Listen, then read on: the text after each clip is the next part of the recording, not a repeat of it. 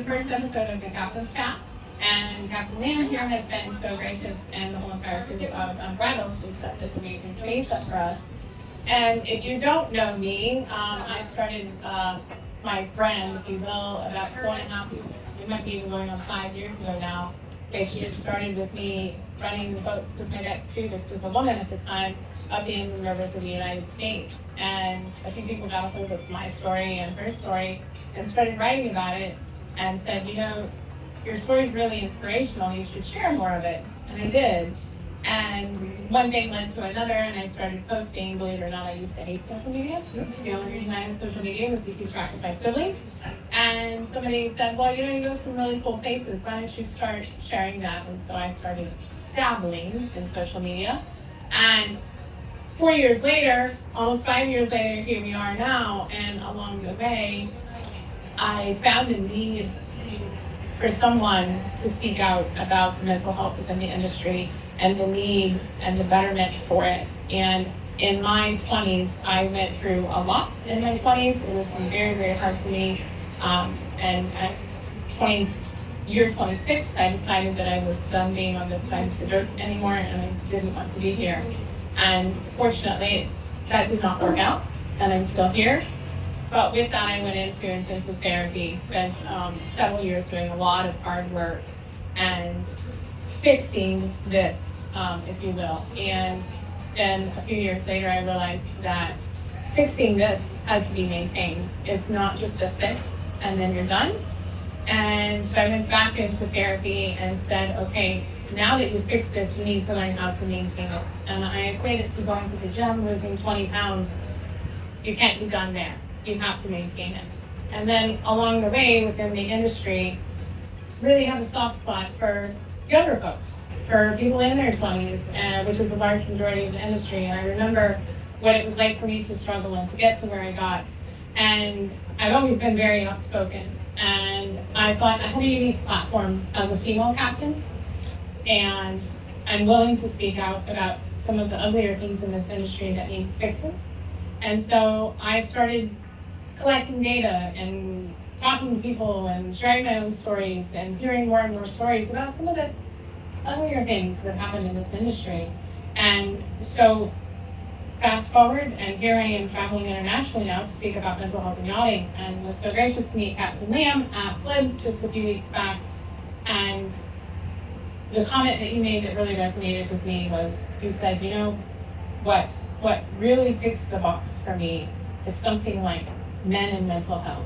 And I was like, oh my God. I was like, yes, because we need more men in the room. We need more men in the chairs. We need more men listening, because I'll genderize for a minute. I think us women are a little bit better at it. And I the vocalization. Yes, yeah, well, yes, and so that's where I wanted to go with it. And so when you say the vocalization of it, do you mean that you work on it internally? Do you work on it with other men? I feel like society also doesn't let men speak about their mental health. But before we go down this rabbit hole, I took like 10 minutes introducing myself.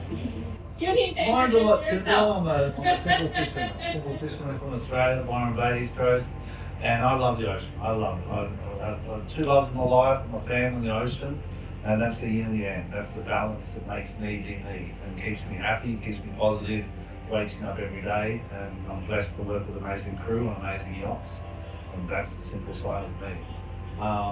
The complicated side of me, where it comes down to mental health, is I've been blessed to go to some really remote places in the world and blessed to work in some great yachts.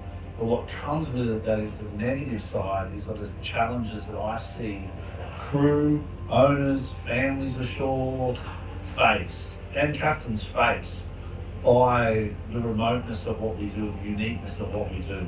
As a captain, you're segregated a lot. You're not really part of the crew, but you are part of the crew. Yeah.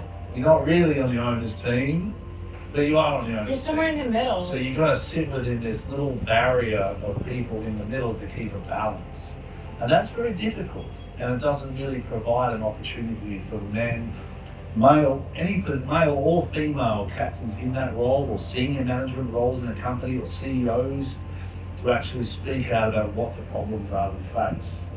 So I generally focus on the solutions, not the problems. That's the business I'm in, and that's what kind of got me excited when you created Yachting Minds Matter.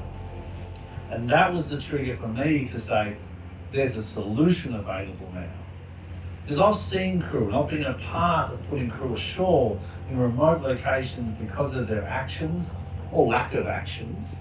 And those crew are then sent home to their families. They'll have no more paycheck at the end of that month, and that's the end of their time on board a yacht. Now, contractually, it's all worked out in repatriation and it's legal. But that's hard on someone. That's hard on their minds. And how do they grow from that? How to develop? The older I get in my life, the more I want to give back to the yachting community. I've got a daughter that's 13, a son who's 15, and my beautiful wife. And they're my core. They're the people that I want to show that this is a great industry. Show that we have tools available for mental health. And that's kind of the Yachting Minds Matter and the different organisations that have come out only in the last year or two. Correct? I know. It's like people are really listening. Yeah. And it really is starting to take a bit of a hold. But I want to go back to the conversation that you and I had just in the lounge at Flibs. And I remember leaning over the bar and you said that the mental health, maybe the men in mental health. And so it's almost like the idea sparked right then and there. It's obvious, and mental health is for we all need to take care of it. But what made you then and there say we need to do something with men? We need to do something for them. I'm blessed with pretty broad shoulders. You know, somehow I've been blessed with a good grandfather and a good father figure in my life, and a son I'll be proud of. I do get emotional, so I may get emotional here tonight. But I'm blessed with broad shoulders, and I don't mind taking the heat. I don't mind it. I have no problem being, a barrier for my crew to protect them against the issues that I face fiscally from owners on different vessels I've been a captain of. I've got no problem taking the heat for different people that have stood up for a certain point they want to make. So where it comes to men in mental health, it's a non-conversation. It's just a non-conversation. Men do not talk about mental health. Why?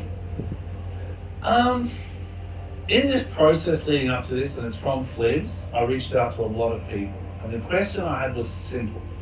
Would you rather talk about mental health, or would you rather go for a dive or a fish? Or something that makes you feel better and gets those cortisones going? Which we go into addiction and different things. Yeah. So the answer was unanimously the same. I would rather, as a man, go engage in an activity that creates this cortisone feel of I'm feeling better now about myself because of something I've done. They won't dive into the difficult conversations of how in your life, the history of your parents, or we can go into constellations and different things too. Is it because of society? Does society not allow men to talk about that? Boys don't cry. It's changing. Society, it is changing. Not fast enough. Not fast enough. There's generations coming up now that are more aware of their bodies, of their emotions, of the different chemical imbalances that happen that create instability mentally and physically. But I think it's more to do with the generation that I am in, let's say 35, 45, 50, that we have to show strength. And that's just the reality. We have to show an unequivocal strength of character that does not show vulnerability. And the word vulnerability is something I'll probably touch base on a lot, because I think that's what the problem with mental health is. It's the vulnerabilities that exist, not so much the problems. It's scary. People talk about mental health as a problem. It's not a problem. Everyone has mental health issues. The stresses you go through as a captain going into these docks is a stress. The vulnerabilities agreeing that is a stress and saying it's a stress, and how do you mitigate that stress? I mitigate the stress because I have an awesome crew. Yes, me too. Like I wouldn't be able to do it without them. So that's how I mitigate pretty much 90% of my stress, is I rely on the people around me to not only do their jobs, but to support each other. So is that it then? As not just as men, but as women too, do we need to learn and to get comfortable with relying on more and more people around us? Because we can't do this alone. No. But then it's scary. Going back to the vulnerability then. So then if you're relying on people to do life together, that ultimately requires you to be vulnerable. And I say this all the time. Like when people say, this is gonna sound boastful, but you've done well as a captain, your brand's doing well. And I'm like, it's the simplest, hardest thing to do. Be vulnerable. Be vulnerable. Every time I speak, I'm vulnerable. Every time it's be yourself. Because isn't it the simplest, hardest thing to do? It is. Like me sitting here in the front of an Antigua charter show. It's With loudspeakers on and everybody loudspeakers on, people hearing and people recording hearing and whatever us, they do with yeah. that. But like I said, I've got broad shoulders and I don't mind that because if it reaches one person, and I don't know the analogy, but there's a saying something like if it reaches one person, it's got a ripple effect. Yeah. You know, and that's kind of what I want to achieve. I want someone in the industry, young or old, to understand that there's a platform, there's multiple platforms now. You know, it's not just Yachting Minds Matter, it's Seize the Mind. Seize the Mind, there's Honest One, there's countless. And there's Seafire and there's shoreside companies as well. Safer Waves, Yeah, there's that so you can many reach out platforms to that you get can reach support. out I think from a company point of view, and that's where it's got to be led from. It can't be led from a captain's point of view. It's got to be led from a management company point of view. It's got to be led from a fiscal point of view, where charter brokers, and we're in a space of charter brokers here, they put an immense amount of pressure on these crew, on these boats, to perform at exceptional levels, and we can handle it. We've got that. But what we need is the support, kind of, not financially so much, but from an awareness perspective, that there's also downtime for crew. And it's not just about supporting them for all the events that are happening tonight, tomorrow, all of these events that are associated around, I don't want to go too much about drinking and not drinking, because I think there's a lot of different chemicals out Oh, you there. don't want to beat that drum. But all of these things are now focused on having a good time and that short-term dopamine fix. Now, that short-term dopamine fix, whether it's alcohol or something, generally has several hours of the opposite effect. But let's go there for a minute because drugs and alcohol abuse is kind of one of my four pillars, if you will, that I find leading to a decline in one's mental health. And in my recent survey, which has got quite a few respondents to it now, quite the data pool, I had a segment on drug and alcohol abuse, and I said, how many of you find drugs and alcohol to be your resort to handling the stressors of the industry, of your day, of the job? And interestingly, it was about 23-24%. That's a quarter of crew saying that they resort to drugs or alcohol to get through the stressors of their day being the industry. And my data pool is large. Yeah. And that's scary. That's very scary, actually. I don't know if that's on board or off board.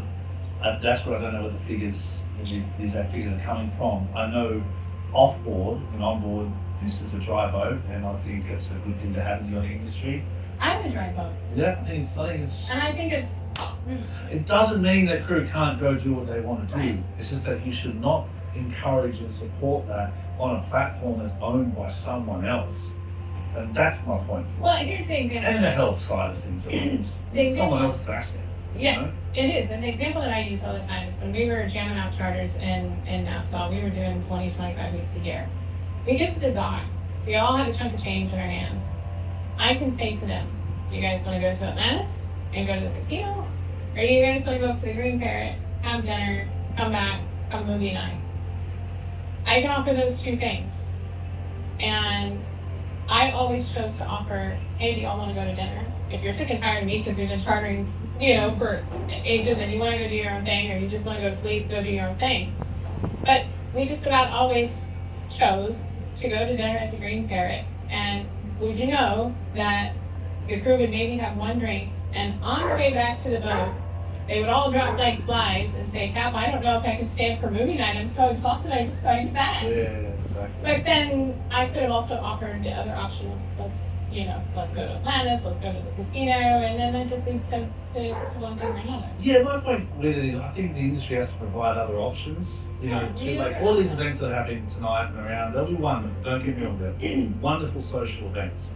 But no one is reaching out and saying, let's do a morning hike, let's go for a morning dive, let's do yoga with Brooks every day, let's do mocktails with Olivia, let's change it up and create something that's environmentally productive and mentally and physically productive. Let's have, instead of a big crew parties to finish this off, let's have a Can we have a volleyball game? volleyball Beach game. volleyball game, or like you're saying, can we go hike, or can we? That's kind of my thought. So I think the drugs and alcohol one, it's a sensitive one in this industry. It is a sensitive But one. 100% is probably the biggest stressor that affects mental health in men. And Because men, I think that's a natural out. to go have a beer. To go have a beer, and the amount of invitations I get from other captains that only want to go have a beer. And I'm like, cool. But every morning I just want to go walk the mountain because it's a beautiful mountain here. I'll go for a swim. But But then and how why are do you you, going to ask another captain, let's just go for a swim together? That doesn't make sense. but that was just the way we said that. How can you then, you've got broad shoulders, so then how do you or some other man be the man to say, you know what, let's go for a morning walk, or you know what, let's go for a swim? Is that hard? No, you do things like this. These nights and these events and this information does change people. If you change one person at whatever level of generation, It's a domino effect. it has a domino effect, it's a ripple effect. So We knew our audience was going to be small. yeah, but it's a powerful audience, powerful Powerful. history. It's, yeah. But then we go into other things. So we may as well talk about discrimination, which is a difficult topic, and I'm not an expert in any of the Maybe, right? stretch of the imagination. But I'm good at trying to raise awareness for things and creating platforms for people. And traditionally it's yachts and it's a charter program, so it's charter, yes. But there's also an opportunity to give back to the industry. So discrimination, how do you see that? Have you got any data for that in the industry? You know, you Or can negatives. look. I do. You can, and that's kind of one of my pillars. So, drug and alcohol abuse, discrimination, sexual harassment, and bullying are like my four that just Okay. like will wind me right up. And discrimination. I don't want to lie. I don't know. We can do some really good. So discrimination, you can look at it, you know, racially, sexually, size. You know, Okay. I can't speak about discrimination racially, Yeah. for obvious reasons, I can't. But I can speak about it on the sexual side of things because I am one of the few female captains. And I can also speak about it from the size perspective as well. Size discrimination for women in particular, even men. I was just hosting a podcast a couple of months back and had this other captain tell me that he applied on a vessel that all deck crew had to be at least 6'2". Oh wow.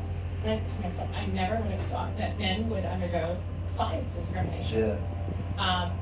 You know, myself, I got a big butt. You know, I'm not a size 6 sport. There's been programs that say the women can be no longer than a size 6 on this particular vessel. I'm like, wow, and especially if I have to be 6'2", I'm really screwed. It's fun because the industry has such high standards for the results we give to the guests, but it's one of the only industries that when you give a resume, you must give a photo. It is. That's where it starts. I had conversation in Monaco Yacht Show with a recruiter, well-known company and very honorable company, and she said it just broke her heart when she had to give ask the woman applying for the position to do a video walking towards the camera and away from the camera, Wow. and that the owner requested that. Yeah, that's not good. There are situations in my career where the owners have asked crew to do certain things that I think have crossed the boundary, and then I have to address it either with the owner or with the crew member saying both of these are wrong. The owner asking you and then you doing it are wrong. So how do we change that space? Well, how do we? And that's one of the things I think. I get it at the end of the day. We've got bills to pay and food to put on the table and babies to put shoes on their feet. But I think that, and I had one owner that said it no better than another. He said, I pay you to say no. Mm. And I think more captains need to understand that in a lot of ways, we are paid to say no, but we don't say no. We don't want to say no. We don't want to say no that we can't do this, or that's not a good idea, or that's an unethical idea. How do you face it? I know I'll say no. it's But a I've got results broad driven. shoulders. It's true. You've got broad True. shoulders. That's hard. I'm 100% results driven too, you know, so all the things that, you know, that I'm a part of, my goal when I wake up in the morning is to get a result for an owner, but to get that result, the answer is within the crew. So they don't have to be all superstars and models. They have to be good, wholesome people and good at their job and results driven. And that's where we've had success with me and the crew I work with is I'm not too interested in how you get there or what you look like per se. I'm more interested in the integrities you have, the morals you keep, and the results that you bring to the table. And that's where the discrimination side of things, I think, has to change. We have to stop at this interview process with pictures on resumes and focus on conversations and references with people and how to break down the stigmas of irrelevant of the sexuality or irrelevant of the size or the race. It's got to do with the person behind it. Well, my chief student just hired her a year ago, and she's 42, has 2 children, has purple hair and tattoos. Rockstar. And no, that's important to the result. None of that is important to the result. She is a good human. She is so kind. She's good at her job. And I asked the deckhand who's been with his family for 10 years. I said, what do you think, you know, the boss is going to say? And he says, well, you know, and he mutters a little bit about the purple hair and the tattoos. And I said to him, that's not why I asked. Yeah. And I said, and you know, and the conversation was much deeper than that. That if I have to have a conversation with the owner about why I hired her, it is not going to have anything to do with the fact that she has 2 kids, purple hair, and tattoos. And the reason that I bring about her having kids is because, you know, I was just at a conference a couple weeks ago that said it's impossible for women in this industry to have children, and I'm like, no. Yeah. You know, it's hard. Yeah. But I think that that's also something else too that I see women being discriminated against if they've got children, you know, in terms of getting hired. And so you're absolutely right. I mean, it goes back to we're the only industry that you put a picture of yourself on the CV. It should be more results based. Are they a good person and can they do the job? What are the skills you have? What are the positions you're looking for? What are the references you have? You know, I had one owner I worked for, he flew me to South Africa, which was a beautiful trip, and he had his human resource team have me answer 35 questions. It was a psychological analysis of who I was as a person. And I forget the name of the test, but that was a really powerful part of my career because the answer obviously worked and I got the job and we had a great trip around the Northwest Passage and circumnavigated in North America. But that's the approach people should be taking. You know, whether it's a psychological review or what are your strengths, what are your skill sets. So do you think they need to change the way we hire in the industry?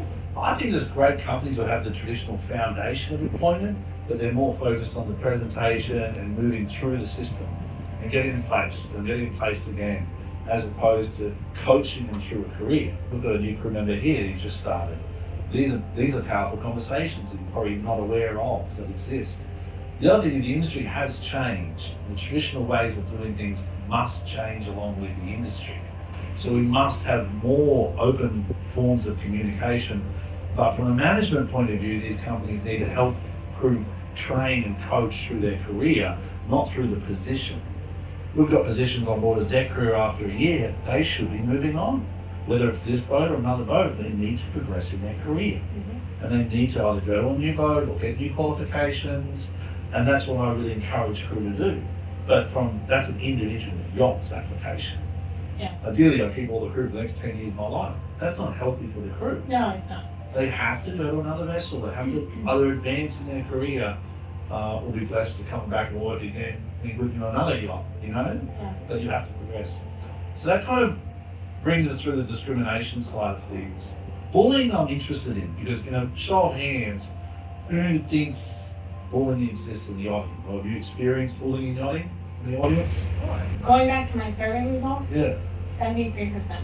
Wow. Yeah.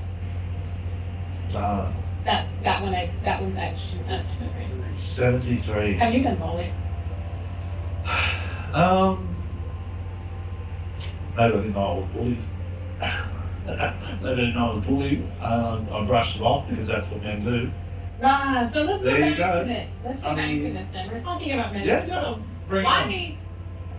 Why are you guys brushing it off? Why why is it so hard to get men in the room to have a conversation about their mental health when they'd rather go fishing? I get it, fishing's fun, diving's fun, but this is real stuff we need to talk about. True, I agree. This is I'm this here. thing. I'm here to answer So- any questions you have. So why is it so hard to get men to talk It's about not that it's hard, it's easy not to. And that's the psychological difference. Human beings, by nature, of default of evolution, will always take the easy path. So you have to have people like yourself that really challenge that and say, all right, mental health. And then people like myself say, all right, let's go. Let's see where it goes. I love you. And I'm not afraid of it because if it helps one person or has a ripple effect. I've had junior crew in tears, and I've seen a lot of crew take a knee. You know, I've seen people broken mentally, physically, after 16 hours of work, or relevant hours of rest. The demand we put on someone for a 16-hour shift to get a result, and interior or exterior or galley or engine room, it's not normal. It's not. The expectations the industry has, the lack of resources we have, the small living conditions we have on board. There's a lot of things that kind of, frustrate me in the yachting business, and at 45 and 24 years in yachting, I like to speak about them now because I've seen a lot of them. It's a difficult environment to live in, and rotation is a wonderful answer for it. But there's other answers, and the other answers come from external support groups and internal management styles that can help crew create a bit more of a balance. There's those crews that take a knee. When I say take a knee, I mean just burnt out. Just burnt out. And then my response is usually, take 2 days. Let's just you've done what you needed to do to get the result, and for that I'm eternally grateful, but you now need to recover yourself physically and mentally. Engineers fall unconscious, just exhausted from heat exhaustion in engine rooms, because crew don't traditionally look after each other. But back to men in mental health, it's easy not to talk about it. And that's what I feel is the reality. How do we change it? How do we change it? These Outside of conversations going are down the important. docks and lassoing them and dragging them in. I can create groups. I mean, there's a lot of good captains groups out there, male and female, but how do you get men to the table?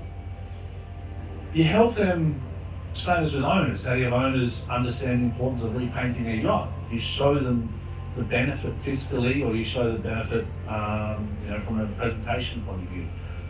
For men in mental health, the benefit is the crew. If you can have a captain with a well-balanced and supportive approach that addresses, or any man in any position, addresses their mental issue, they will get better longevity in their own roles. They won't be fired from positions because they're burnt out, or chosen to get drunk ashore and come back and the captain let them go, or, I see those problems either, from having mistakes on board. Most mistakes I see from crew showing up late, or from any problem I have in a results base, stem from a lack of support of a problem they've had, from either being too tired or burnt out. So how do you change it? You tell the captains and the senior staff and the management companies that you will get more productivity from your crew. But you can show them the numbers. That's the data you're talking about. Yeah, that's the data. Well, you can show them the numbers, but not just in the data from a survey, but like what you're talking about, being very results driven. If you can show an owner, here's what turnover costs you. Yeah. But if we do X, Y, and Z to make our crew happier and healthier, which costs this, which is, I guarantee, not going to be nearly as much as the turnover. Absolutely. But Right? how do you quantify? Right. And that's what I think that's what you need to do in this industry. And I love the numbers, but the gathering of that data is important, and the management companies who are the leaders in the industry. You keep going back to that, and when all of this started, I had made a post on Instagram a few years back, and sadly it reminds me of one that just recently happened with Captain Ian's taken his own life in the last few weeks, and unfortunately another man also did a few years ago, and I took to Instagram because I felt like I needed to say something, and I said something about it. And lo and behold, at Miami Boat Show a few years back, I wound up with flag state and class society on the stern of my vessel, and I was like, oh dear God, what have I done? Yeah. And it was these two men, Pete Softgate and came and he built the blower of Lloyd's, and they sat with me for an hour and a half, and they said, you have to run with this, you have to do something, you have to speak out about this. And we had, over the course of that hour and a half conversation that we had, I said, well, we were talking about who has the biggest impact. And it came down to two people, and one of them you keep saying, management companies and captains. They felt, these are two very intelligent, Absolutely. well-respected Industry individuals. icons. And they both agreed that captains and management companies have the biggest voice, biggest ability to make the change. Yeah, so how do we schedule it? And that's the basic way to look at it, because we You would compartmentalize things. You went back to charter brokers about how charter brokers are really hard on his crew. And there's one that should be in the room, and it's Daphne DuFay of Ocean, and it's that woman. If we could have more Daphnes in this world, because that woman would work with my crew and I on Freddie to jam out 20 week charters a year. Wow. And some back to back. And I don't know how that woman does it, but she balances the owner, the manager, and the crew. And she would call me and she would say, sometimes before she ever let somebody know that there was a charter, Kelly, can you handle it? Yeah. Are you guys exhausted? And to me, that is so forward thinking of her. Instead of just charter. Oh, I got an inquiry. I need to call the manager. I need to call the owner and let them know. You know, she picks up the phone and she calls me and she's like, I know you've done 3 back to back. Can you do it? And she's like, if you can't, just tell me. Always worried about us. Always checking in on us. And we need more charter brokers like that. Yeah, and charter brokers, they're similar to captains or management. When I say management, I mean people who have an overseeing of the vessel, that have an opportunity to look at the problems from an external perspective.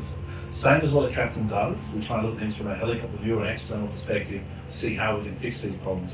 And it's an allocation of time and resources. Now, for me, like Seize the Mind, of course, they're doing this phenomenal mental health check and first aid check, and that's something we're going to bring into our program. Qualifications, like we had the helm course. Have you had him on the boat yet? Not yet, no. Oh, no. you got to get him on the boat. Yeah, I'm looking forward to it. Yeah. I'm trying to hopefully get all the crew to that standard of minimum qualification to work on board.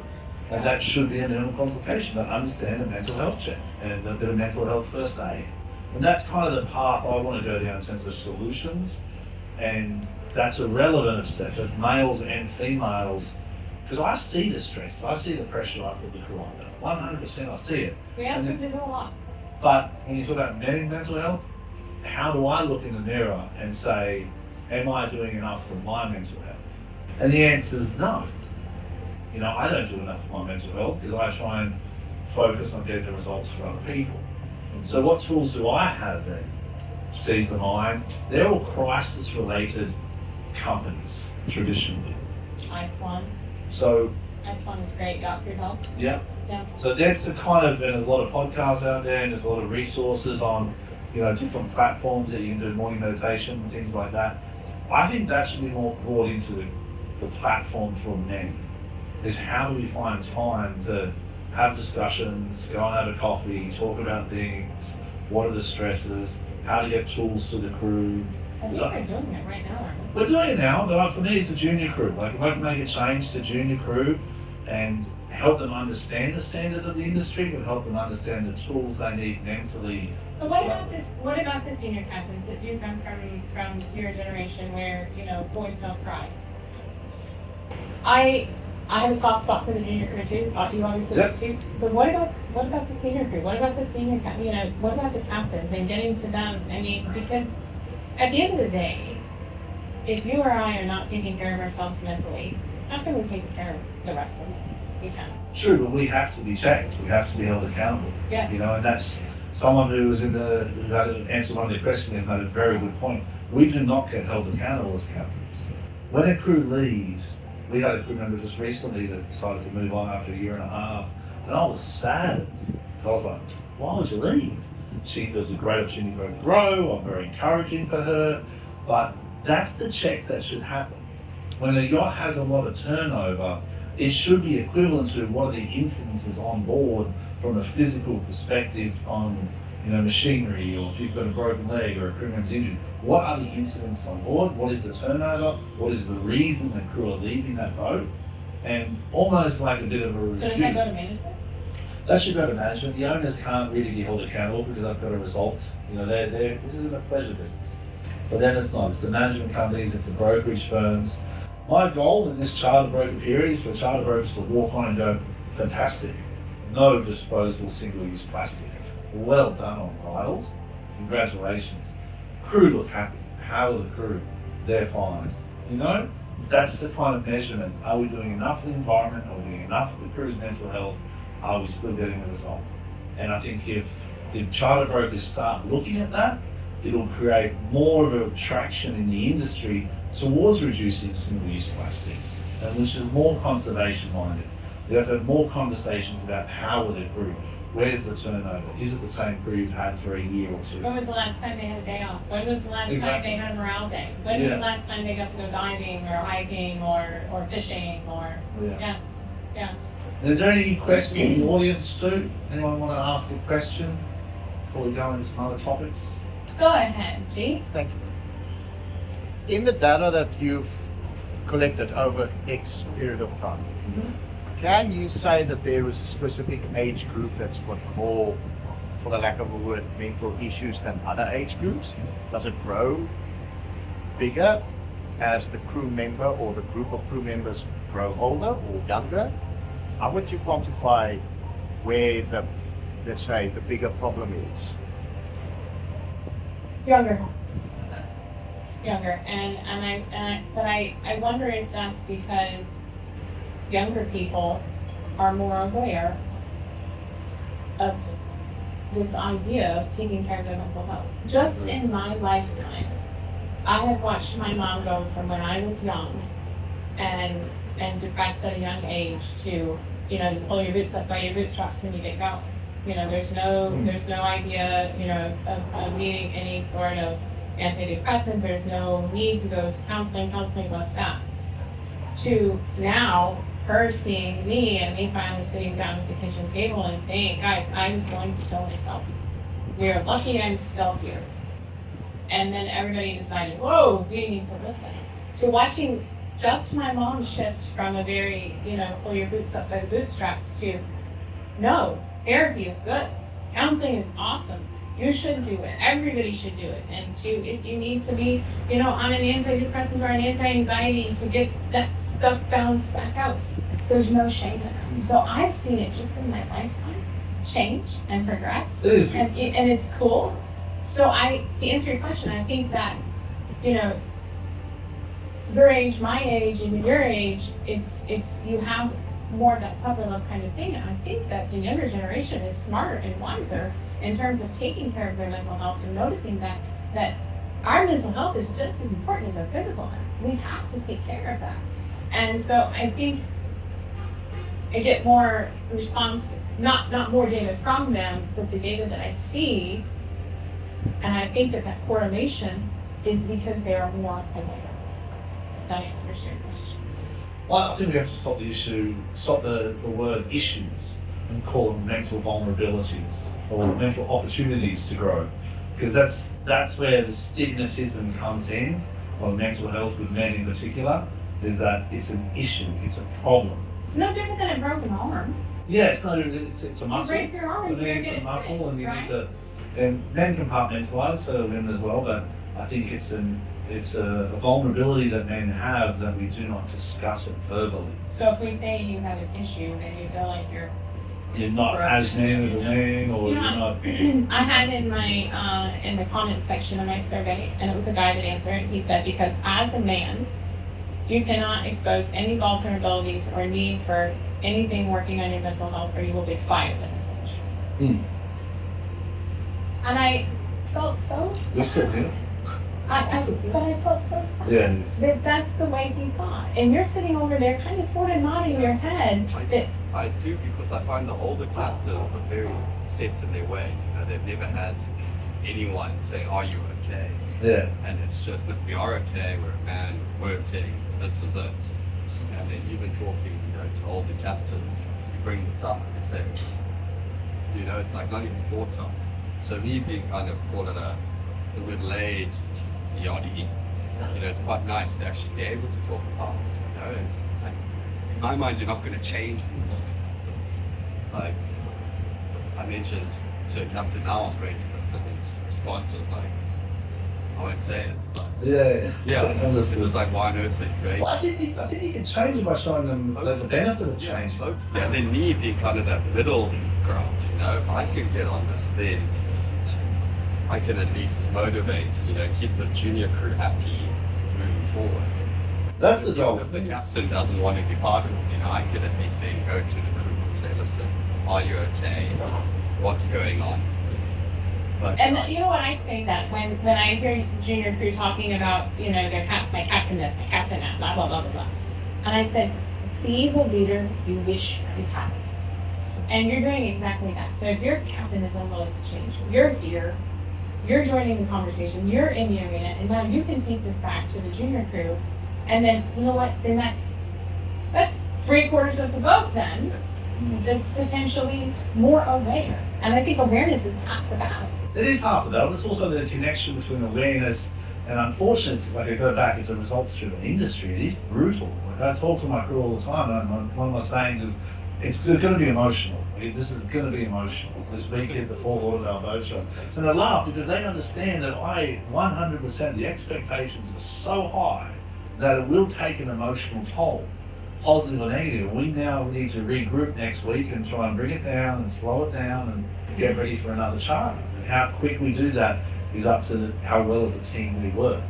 But you've got to tell these older captains that there is a benefit of addressing mental health and having these courses by Seize the Mind, and having these platforms posted down there. We have, in the crew mess, we have drug and alcohol policy. We have all these things posted on the wall.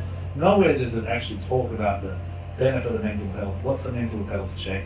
How do you feel today? Have you asked someone how they feel? How is their family?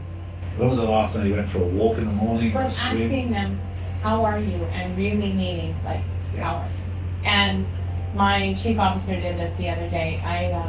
I swear my emotions are like subtitles on my face. Like I can't hide a single emotion. And I must have been sitting at my desk with my resting boat face, is what we'll call it.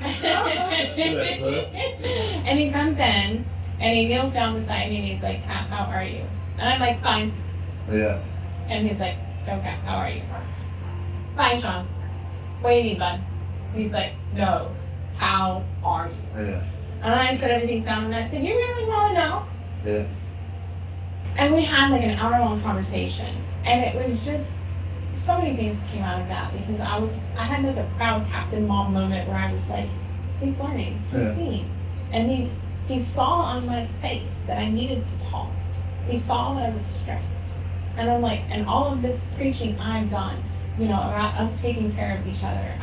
There was just so much in that moment that it was only 25 for him to be so aware. But again, I think the younger crew are more aware. I think they're more aware. But he took the time to sit with me and ask me how I really was. Yeah. I think the young crew are more aware. They're consuming less, they're exercising more, they're aware of all the platforms out there. But from an industry perspective, we do have a higher turnover than always. And it keeps getting worse and worse. And we do have more diversity. There is huge benefits in what we're doing. And I think social media and digital marketing and conversations like this create huge awareness. Oh, I think so. That people can all of a sudden look back and listen to yourself or listen to the audience and the questions and say, all right, how do I speak to the crew around me and say to the chef, can I give you a hand, how's things? Or speak to the engineer and say, I see you're under a bit of pressure there, Chief. What can we do to mitigate that? Or you want to go for a walk? Or let's not do this tomorrow. Like sometimes I had a chat with the chief here and I said, tomorrow not working. Although we both know the reality is we need to put in a big shift. But we have to say no, and that's where that no comes back to the owners or from a management company. But I think treat it not as an issue. I think treat it as a vulnerability or a compartmentalization of a management we need to do on board.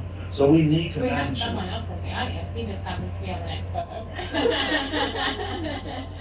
We hope you're hearing. Chief seats, eh? You're hearing, okay. So I think it needs to be from a management point of view to say, okay, we're going to spend a certain amount of time allocated to cleaning the vessel. We're going to spend a certain amount of time allocated to accounting. We're going to spend human resources, charter brokers. We, as a captain, I spend my days pretty busy with heads of department, but there's got to be a percentage allocated to mental health on board. And if we could use Umbrella as a platform and try and implement that by training with the mental health or working with different companies like Season Line or Yachting Lines Matter. Do you have, I call her, she's my morale officer. Do you have something like that? And she's in charge of is planning 1 day a month. Okay. Sunday. Oh, that's nice. And so sometimes it's only a half day, sometimes I might be like, can't be the full day because we're super busy.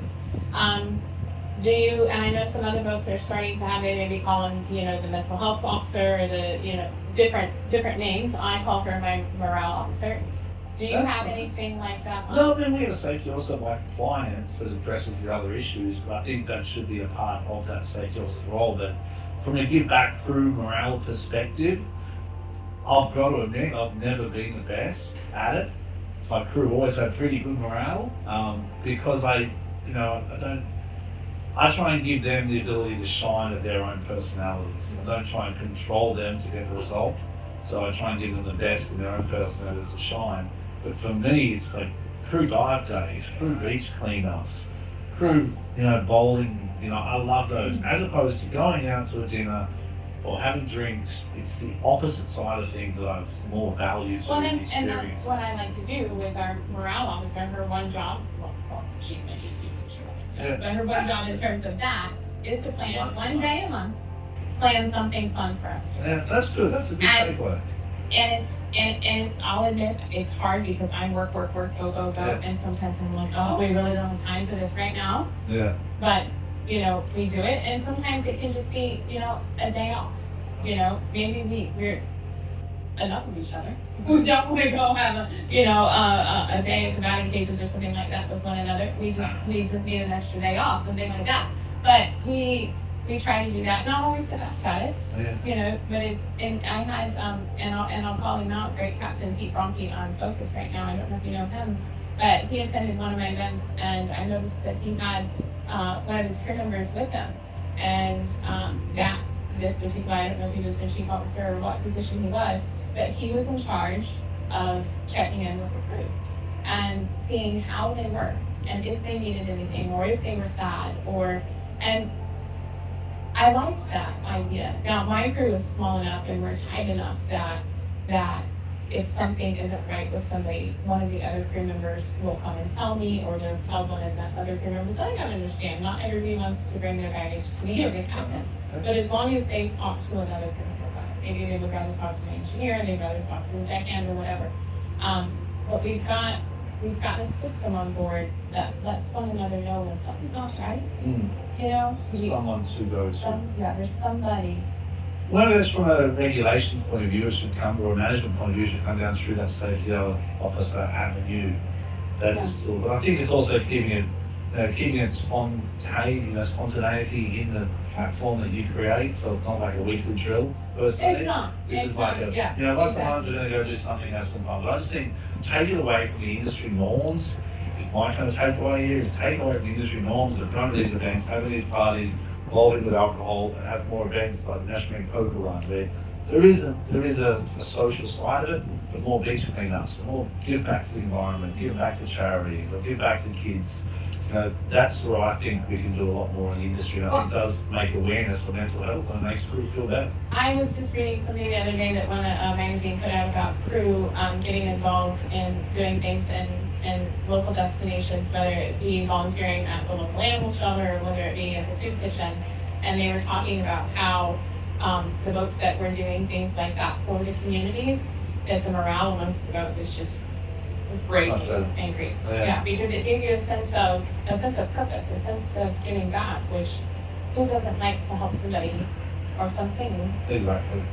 So to kind of recap for you, what's now your kind of thoughts of how you go on to your next captain's chat with this idea of men and mental health? I still feel like I've broken down much barriers for men. I've more specifically given opportunities for men to say, take time, speak to your crew, and create space for these tools are now available to be used with amongst your crew. Within crew, check on your captains. Huge, yeah. Check on But how do you do that? It's, you know, Like how you've known me a lot of years, Al. You can see it, definitely. You see it when you're not you. Yeah, true. Liam's very much, very positive. No matter what's going on, he says, guys, we can do this. We will do this. We're going to get through it. Even if I don't expect this. But I think there's definitely been times. Oh, yeah. You're quiet and you say, Captain, you're all right. Usually the answer is yeah. Yeah. But But then I get a walk or a run or a dive or a fish, and sometimes I just need to catch a fish. we used to work.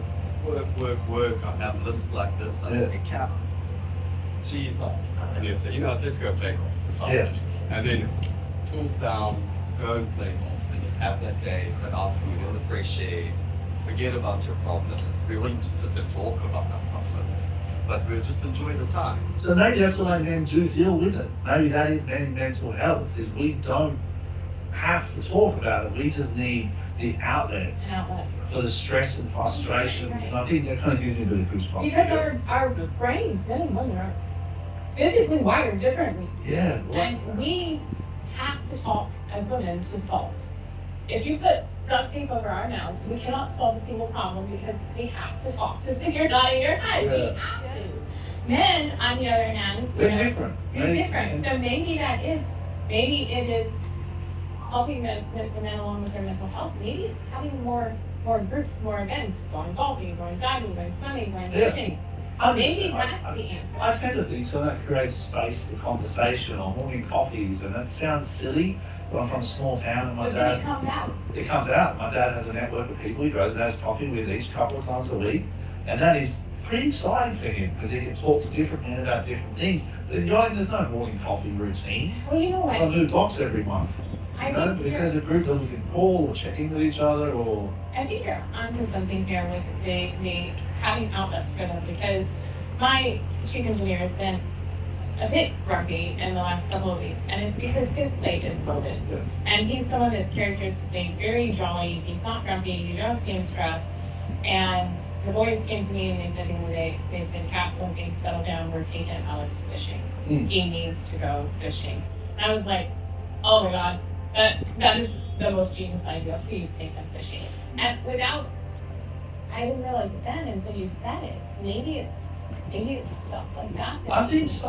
I don't think that talking's great, it's important, and the tools are great for junior crew. But for men my age, I gave the crew a choice tonight. What are you going to do? You want to sit and talk about mental health? Or are you going to go fishing? They're out there fishing. I don't have music, sorry, Alex. They're out with music going. They've got fishing rods in the back of the boat. They all look back and your big smile. Like, that fixes you. That makes you feel better. There's no alcohol involved. It's healthy. But the industry doesn't provide that. The marinas don't provide that. They don't provide beach cleanups for the crew to bond. They don't provide hikes for the crew to do together with the marina staff. They don't provide the tools that I think are needed to help mental health. Need to be provided with and without the industry that don't involve alcohol, parties, late nights. I want to shout out to one marina that is doing this, and it's Marina Geneva, Aeroporto. Okay. His name is Spiros, and I say every marina should have a Spiros. Spiros is contracted to be I'm going to call him the morale officer. There you go. I can't remember his official title, but he literally is contracted by the marina to come, organize events for the crew, go drag them off the boats, take them on local town tours. He takes them to play, basketball, football, baseball. He takes them, to do card nights. All of these extracurricular type of things, hikes. He plans it, and then he goes and he drags the crew off the boats. And this Marina Geneva, does such an amazing job at doing this for their crew. They've had me come over twice and speak about mental health and get the conversation going. And what they are doing, and I'll say this again, every marina needs a Spiros, because Spiros is doing an amazing job with that. And they provide so many outlets within the marina itself and then outside of the marina for crew. And you can see it, you can feel it when you're on site at that marine. Yeah, I think that's an important thing. Like right now, I'm in on Monday at 3 o'clock. I told the crew yet, but we're scheduled for zip line. You know, and but it's to me that's whether I go or not. Sometimes I look after the yacht. Me and the yacht have a one-to-one talk before the next passage. But they're important things for me for the crew to get through the week. Have something to look forward to.